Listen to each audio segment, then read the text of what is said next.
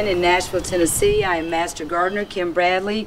Today we're going to talk about one of my absolute favorite flowers, which is the iris. It is the state flower for the state of Tennessee.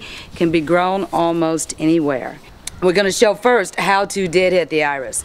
This goes with any plant, anything that flowers. You always want to pull the dead heads off if you can. Sometimes you can pull them off, sometimes you can't. I'm just going to go ahead and snip these.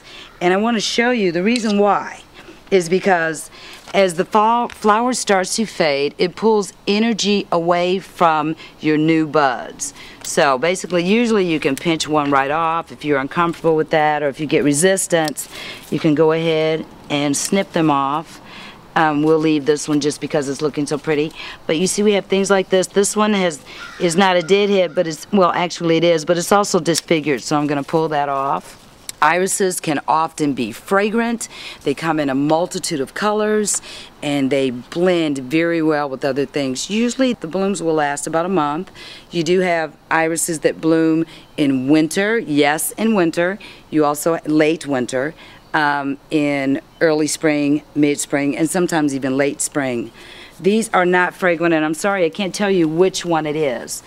The biggest mistake that people make with iris is that they cover the rhizomes when they are planting.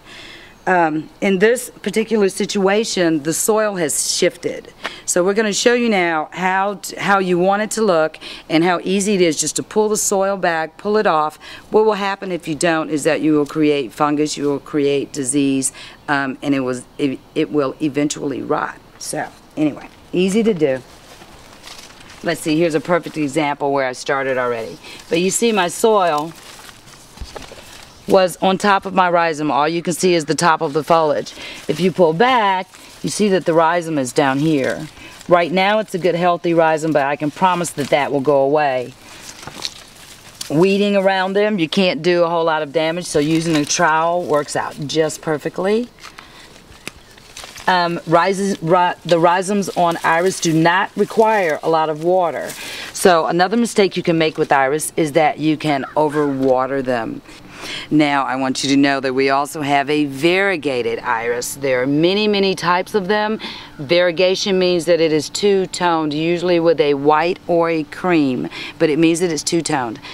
This is great. This is a dwarf iris. I do want you to see that, again, when the rhizomes are covered, things like this will happen. So if you're seeing this with your iris, no big deal. You may have to simply pull the soil back and pull the decayed material off, or you can, after it's blooming, just pull it up, cut it back, put it back down on the ground.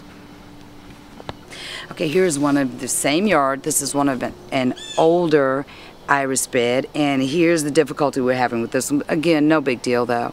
The ground covers have taken over. This is Euonymus. It's also called winter creeper.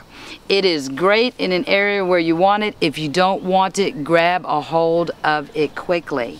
So again, we need to uncover the rhizomes on these.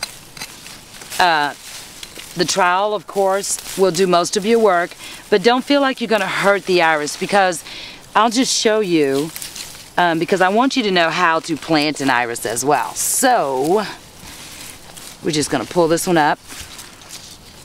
They're a pretty tough plant. And you can see on the underside of it, you can see where the roots are. All that said, we're going to cut off the dead part of this one. Well, not quite, but you won't hurt it by shortening that rhizome, so we're going to do it here as well. When you plant an iris, let's imagine that this one wasn't here. We're just going to level out the soil. You take your trowel and just do a small trench, okay? Don't want to dig, you just want to do a little trench.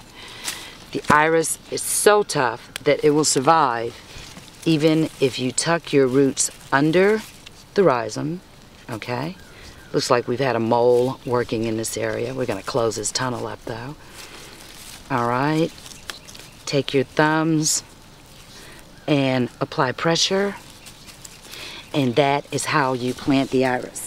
Last but definitely not least, we're going to go forward to an iris where the stem has broken. The point of this message is after the iris is done, and it's gone through its blooming period, and you only have the stem, there is a lot of water in that stem. As it goes back into the plant, it also can decay your rhizome. So once that stem is done, and it looks a little something like this, go down to as close as you can get to the base and cut that stem off. That's very important because, again, as easy as the iris is to grow, it will decay. So I think you have all you need to know about irises. Again, my name is Kim Bradley.